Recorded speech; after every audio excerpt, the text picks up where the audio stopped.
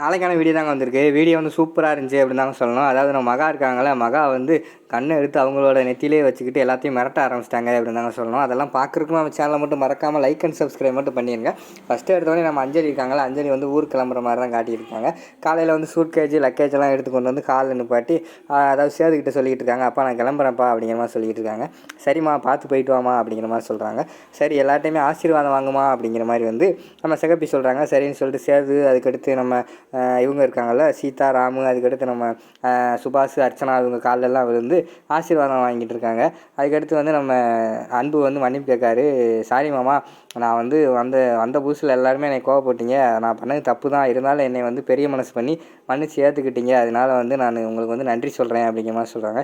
இதில் என்ன இருக்குது, இதில் ஒன்றும் இல்லை, கொஞ்சம் புதுசாக கல்யாணம் முடிச்சு வந்தோடனே எனக்கு ரொம்ப ஆத்திரமாயிடுச்சு, கோவமாயிடுச்சு, அதனால தான் அப்படி பேசிட்டேன், நீங்கள் எதுவும் தப்பாக நினச்சிக்கிறாதீங்க அப்படிங்கிற மாதிரி வந்து சேதுவும் மன்னிப்பு கேட்டுக்கிறாரு. சரின்னு சொல்லிவிட்டு ஒரு ஃபோன் வருது நம்ம அன்புக்கு யார் ஃபோன் பண்ணுறாங்க, டாக்ஸி டிரைவர் வந்து கால் பண்ணுறாரு. நான் வந்து வந்துட்டேன் சார், வாங்க சார் அப்படிங்கிற மாதிரி சொல்கிறாங்க. சரி வண்டி வந்துருச்சா, நம்ம கேப் வந்துருச்சு, நம்ம கிளம்புவோம் அப்படிங்கிற மாதிரி அன்பு சொல்கிறாங்க. உடனே வந்து சேது சொல்கிறாரு, எதுக்கு கேப்லலாம் போகிறீங்க, நம்ம கார்லேயே போங்க அப்படிங்கிற மாதிரி சொல்கிறாங்க. இருக்கட்டும் மாமா, நான் கேப் ஆல்ரெடி புக் பண்ணிட்டேன், நான் அதிலே போயிடுறேன் அப்படிங்கிற மாதிரி வந்து அன்பு சொல்கிறாரு. எங்கிட்டு பார்த்தா நம்ம சுபாஷும் அர்ச்சனா பேசிக்கிட்டு இருக்கிற மாதிரி காட்டிக்கிட்டு இருக்காங்க. என்னங்க நம்ம மகா வேறு இவங்களை வந்து வீட்டை விட்டு அனுப்ப மாட்டேன்னு சொல்லிக்கிட்டு இருந்தால் இன்னும் ஆளை காணுமே அப்படிங்கிற மாதிரி சொல்லிக்கிட்டு இருக்காங்க. கண்டிப்பாக வருவா, ஏதாவது ஒரு பிளான் போட்டிருப்பா, வருவா பாரு கரெக்டான நேரத்தில் அப்படிங்கிற மாதிரி வந்து சுபாஷ் சொல்லிக்கிட்டு இருக்காங்க. அதுக்கடுத்து வந்து சிகப்பி வந்து சொல்கிறாங்க, நானும் வந்த புதுசில் கொஞ்சம் உங்கள் மேலே கோவப்பட்டு பேசிட்டேன், எல்லோரும் என்னை மன்னிச்சுக்குவாங்க, நீங்கள் கண்டிப்பாக ஒரு நாள் எங்கள் ஊருக்கு வரணும், உங்களுக்கு கெடா விருந்து போட்டு சாப்பாடு போடுறேன் சரியா, கண்டிப்பாக வாங்க அப்படிங்கிற மாதிரி வந்து சிகப்பி சொல்கிறாங்க.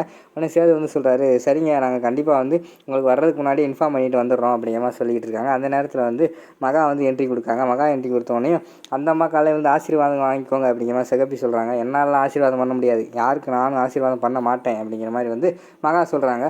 சரி பண்ணலைன்னா போங்க, நாங்கள்லாம் கிளம்புறோம் அப்படிங்கிற மாதிரி சொல்கிறாங்க. மகா வந்து சொல்கிறாங்க, அன்பு நீ கிளம்ப வேண்டாம் அப்படிங்கிற மாதிரி சொல்கிறாங்க. எது கிளம்பக்கூடாது, என் மருமகள் நாங்கள் வீட்டுக்கு கூப்பிட்டு போகிறேன் அப்படிங்கிற மாதிரி வந்து நம்ம சிகப்பி சொல்கிறாங்க. இன்னும் இப்போ வந்து தேய்பிறையாக இருக்குது, அதனால் இப்போ வந்து நான் விட மாட்டேன், எனக்கு வளர்பிறை வந்த பிறகு தான் விடுவேன் அப்படிங்கிற மாதிரி சொல்கிறாங்க.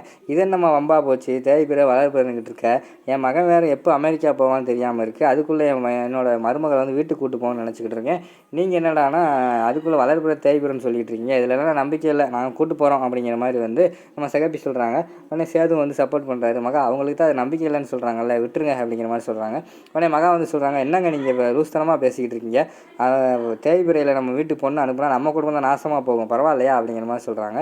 உடனே நம்ம அன்பு வந்து சொல்கிறாரு, இங்கே பாருங்கள், நான் இருக்க போகிறதே இங்கே கொஞ்ச நாள் தான், அதுக்கடுத்து வந்து நான் அமெரிக்கா போயிடுவேன், நான் போன பிறகு கூட அஞ்சலி இங்கே கூப்பிட்டு வச்சுக்கோங்க, இங்கே வேணால் இருக்கட்டும் அப்படிங்கிற மாதிரி சொல்கிறாங்க. இங்கே பாரு, நீ அமெரிக்கா போ இல்லைன்னா ஆஸ்திரேலியா போ, அதை பற்றிலாம் எனக்கு கவலை கிடையாது, இந்த வீட்டில் இருந்து இப்போ அஞ்சலி போகக்கூடாது அவ்வளோதான் அப்படிங்கிற மாதிரி வந்து நம்ம மகா சொல்கிறாங்க. என்னோடய பேச்சை மீறி போகணுன்னா போங்க அப்படிங்கிற மாதிரி சொல்லிட்டு கோவப்பட்டு உள்ளே போகிறாங்க நம்ம மகா. அதுக்கடுத்து வந்து நம்ம சீதா வந்து சொல்கிறாங்க, நீங்கள் கிளம்புங்க, நம்ம அதுக்கடுத்து அவங்கள பேசி சமாதானப்படுத்திக்கிறோம் அப்படிங்கிற மாதிரி சொல்கிறாங்க. சரின்னு சொல்லிட்டு எல்லாருமே வெளியில் போயிடுறாங்க. வெளியில் போய் நின்றுட்டு இருக்கும்போது டக்குன்னு துப்பாக்கியோடு வந்துடுறாங்க நம்ம மகா. துப்பாக்கியோடு வந்தால் எல்லாருமே ஷாக் ஆகிடுறாங்க. இங்கே பாருங்கள், அஞ்சலி கூப்பிட்டு இப்போ இந்த இடத்த விட்டு யாராவது நவண்டிங்கன்னா கண்டிப்பாக நான் ஷூட் பண்ணிடுவேன் அப்படிங்கிற மாதிரி சொல்கிறாங்க. என்ன துப்பாக்கியெல்லாம் கீழே போடு அப்படிங்கிற மாதிரி சேது சொல்கிறாரு. இங்கே பாருங்கள் சேது, இது என்னோட தன்மான பிரச்சனை, இந்த வீட்டில் என் பேச்சை தான் கேட்கணும், வேறு யார் பேச்சையும் நான் கேட்க மாட்டேன், என் பேச்சை கேட்காதவங்களும் நான் ஷூட் பண்ணிடுறேன் அப்படிங்கிற மாதிரி சொல்கிறாங்க. உடனே நம்ம துறை வந்து சொல்கிறாரு, இங்கே பாரு மகா, தேவையில்லாத பிரச்சனை பண்ணிக்கிட்டு இருக்காத, யாரையாவது நீ சுட்டன்னு வச்சுக்கோமே, நானே உன்னை போலீஸில் கொண்டு போய் பிடிச்சி கொடுத்துட்டு வந்துடுவேன் பார்த்துக்கோ, தேவையில்லாத வேலை பண்ணாத அப்படிங்கிற மாதிரி துறை சொல்கிறாங்க. மீரா வந்து சொல்கிறாங்க, ஆமாம் இதெல்லாம் நமக்கு தேவையில்லாத வேலை, கல்யாணம் முடிச்சுட்டு அஞ்சலி வந்து அவங்க ஹஸ்பண்டோட வீட்டுக்கு போகிறா, இது எதுக்கு நீங்கள் அனுப்ப மாட்டேன்னு சொல்லிக்கிட்டு இருக்கீங்க, அனுப்பி வைங்க அப்படிங்கிற மாதிரி வந்து மீரா சொல்கிறாங்க. அதுக்கடுத்து வந்து நம்ம சிகப்பி வந்து சொல்கிறாங்க, இங்கே பாரு, நான் ஒன்றும் சாதாரண ஆள் கிடையாது, இப்போ வந்து அஞ்சலி வந்து என் வீட்டு மருமக, முந்தா நேற்று வரைக்கும் தான் உங்கள் வீட்டு பொண்ணு, அதுக்கடுத்து என் வீட்டு மருமக, அவளை நான் எங்கே கூட்டு போகணும் எப்படி கூட்டு போகணும்னு எனக்கு தெரியும், இனிமேல் நீ அவளை பார்க்கணுன்னா கூட என்கிட்ட பெர்மிஷன் கேட்கணும், எங்கள் வீட்டில் வந்தால் நீ பார்க்கணும், இங்கே இருந்துக்கிட்டு நீ பெரியவங்க ரவுடித்தனம் பண்ணிக்கிட்டு இருக்க, தலையை திருப்பி போட்டுருவேன் பார்த்துக்கோ அப்படிங்கிற மாதிரி வந்து சிகப்பி சொல்கிற மாதிரி காட்டிக்கிட்டு இருக்காங்க.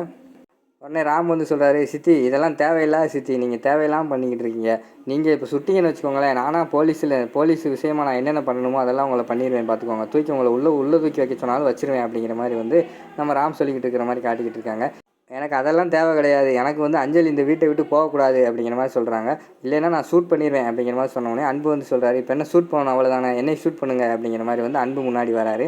உடனே அஞ்சலி வந்து அன்பு ஷூட் பண்ணுறதா இருந்தால் என்னை ஃபஸ்ட்டு ஷூட் பண்ணிவிட்டு அவங்கள ஷூட் பண்ணுங்க அப்படிங்கிற மாதிரி சொல்லிட்டு அஞ்சலி முன்னாடி வராங்க. அதுக்கடுத்து பார்த்தா சீதா வராங்க. என்னையை ஷூட் பண்ணுங்கள் ஃபஸ்ட்டு, நீங்கள் நினச்சிக்கிட்டு இருக்கீங்களே நான் தானே இவங்களுக்கு வந்து கல்யாணம் பண்ணி வச்சுருக்கேன்னு சொல்லிட்டு, அதனால் என்னையே ஷூட் பண்ணுங்க அப்படிங்கிற மாதிரி சொல்லிக்கிட்டு இருக்காங்க. இங்கே பாருங்கள், நான் வந்து உங்களை யாரையுமே ஷூட் பண்ண மாட்டேன், நான் என்னையே ஷூட் பண்ணிவிட்டு செத்துருவேன் அப்படின்னு சொல்லிட்டு டக்குன்னு அவங்க மண்டையில் வந்து கன்னை வச்சிடுறாங்க. கன்னை வச்ச எல்லாரும் பதறி போயிடுறாங்க. ஷூட் பண்ணிடாத அப்படிங்கிற மாதிரி சேது சொல்கிறாரு. இங்கே பாருங்கள் சேது, இப்போ வந்து அஞ்சலி வீட்டுக்குள்ளே போகலைன்னா நான் ஷூட் பண்ணிடுவேன், என்ன சொல்கிறீங்க அப்படிங்கிற மாதிரி சொல்கிறாங்க. உடனே சீதா வந்து ஷூட் பண்ணிக்குவாங்க, எங்களுக்கு ஒன்றும் கவலை கிடையாது அப்படிங்கிற மாதிரி சொன்ன உடனே ஷாக் ஆகிடுறாங்க எல்லாரும். என்ன சொல்லிக்கிட்டு இருக்க சீதா அப்படிங்கிற மாதிரி சேது கேட்காரு. இல்லை மாமா, சாகுறேன்னு சொல்கிறவங்க யாருமே வந்து சொல்லிக்கிட்டு இருக்க மாட்டாங்க, அவங்களாம் கம்முக்கமாக செத்துருவாங்க. இவங்க நான் சாக போகிறேன்னு சொல்லிக்கிட்டு சும்மா எல்லாத்தையும் பயங்காட்டிக்கிட்டு இருக்காங்க, நீங்கள் ஒன்றும் பயப்படாதீங்க அப்படிங்கிற மாதிரி சொல்லிக்கிட்டு இருக்காங்க. இங்கே பாருங்கள் சேது நிஜமாகவே நான் செத்துருவேன், ஒழுங்காக நீங்கள் வந்து அஞ்சலி வந்து வீட்டுக்குள்ளே போக சொல்லுங்கள் அப்படிங்கிற மாதிரி வந்து மகா சொல்கிறாங்க. அதுக்கடுத்து சேது வந்து கொஞ்சம் பயந்துடுறாரு. சரி உண்மையை ஷூட் பண்ணாலும் ஷூட் பண்ணிக்கிறோம் அப்படின்னு சொல்லிட்டு அஞ்சலி அப்பா சொல்கிறது மட்டும் கேளுமா, இப்போதைக்கு மட்டும் நீ வீட்டுக்குள்ளே போமா, எப்படியாவது நான் வந்து மகாவை வந்து கொஞ்ச நாள் கழித்து சமாதானப்படுத்தினேன், ஒரு 2 நாள் 3 நாள் கழித்து கூட நீ வந்து ஊருக்கு போயிருமா, இப்போதைக்கு உள்ளே போமா அப்படிங்கிற மாதிரி சொல்கிறாங்க. எல்லாருமே வெளியே நின்று யோசிச்சுக்கிட்டு இருக்கிற மாதிரி காட்டிக்கிட்டு இருக்காங்க. அதோட பார்த்தீங்கன்னா அந்த எபிசோடே வந்து முடிச்சிடுறாங்க.